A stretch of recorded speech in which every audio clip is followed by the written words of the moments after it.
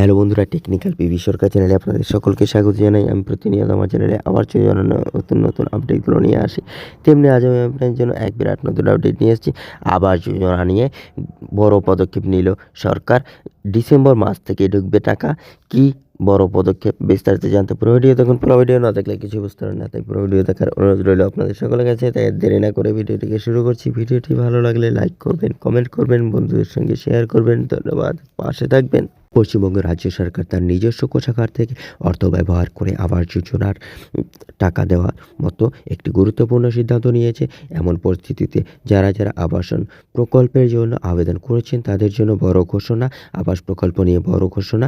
স্কিমের স্বাভাবিক নিয়মের অধীনে কেন্দ্রীয় সরকারের তহবিল থেকে 60% অনুদান রাখার কথা, আর বাকি 40% রাজ্য সরকার কভার করে। তবে গত 2 বছর ধরে কেন্দ্রীয় সরকার আবাসন প্রকল্পের জন্য টাকা দেওয়া বন্ধ করে দিয়েছে। তাই রাজ্য সরকার প্রকল্পটি চালিয়ে যাওয়ার জন্য নিজস্ব তহবিল ব্যবহার করার সিদ্ধান্ত নিয়েছে।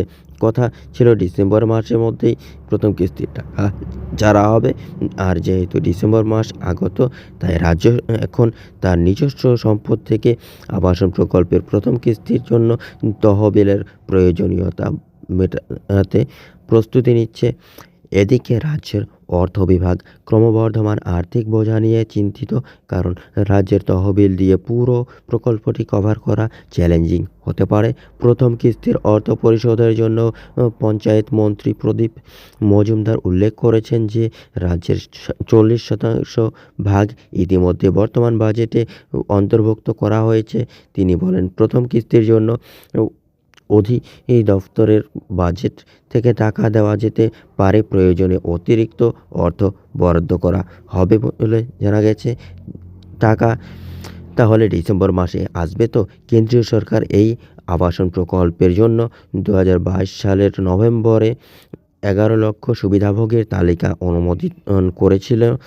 প্রতিটি এই সুবিধাভোগীর বাড়ি নির্মাণের জন্য 1.2 লাখ টাকা পাবেন। প্রকল্পের মোট ব্যয় অনুমান করা হয়েছে 13,200 কোটি। 11 লাখ সুবিধাভোগীদের জন্য এখানে কেন্দ্রীয় সরকারের 7,920 কোটি অর্থাৎ 60% অনুদান রাখার কথা ছিল। আর রাজ্য সরকারের প্রত্যাশিত অনুদান হলো 5,280 কোটি অর্থাৎ 40%। আর যেহেতু কেন্দ্রীয় সরকারের অনুমোদন বিলম্বিত হয়েছে, তাই রাজ্য এখন তার নিজস্ব তহবিল ব্যবহার করবে প্রথম কিস্তির জন্য, অর্থাৎ 5,280 কোটি টাকা প্রথম কিস্তির কাজে লাগানোর এই ডিসেম্বরেই শুরু হবে। তাহলে পরবর্তী কিস্তি কিভাবে বরাদ্দ করবে রাজ্য? পরবর্তী 2টি কিস্তির জন্য রাজ্যকে বর্তমান আর্থিক বছরের মধ্যে অতিরিক্ত 1,320 কোটির ব্যবস্থা করতে হবে। সরকার এই অতিরিক্ত অর্থ সংগ্রহের জন্য বিভিন্ন বিকল্প অনুসরণ করেছে, যার মধ্যে অন্যান্য সেক্টর থেকে টাকার ব্যবস্থা করা, পঞ্চায়েত অফিসের সংস্থা ব্যবহার করা বা বাজার থেকে ধার নেওয়ার ব্যাপারেও রয়েছে। পরবর্তী পদক্ষেপ কী হতে পারে? প্রথম কিস্তির জন্য 60% না 50% দেওয়া হবে, সে বিষয়ে সিদ্ধান্ত শীঘ্রই নেওয়া হবে। বন্ধুরা, এই ছিল আজকের আপডেট।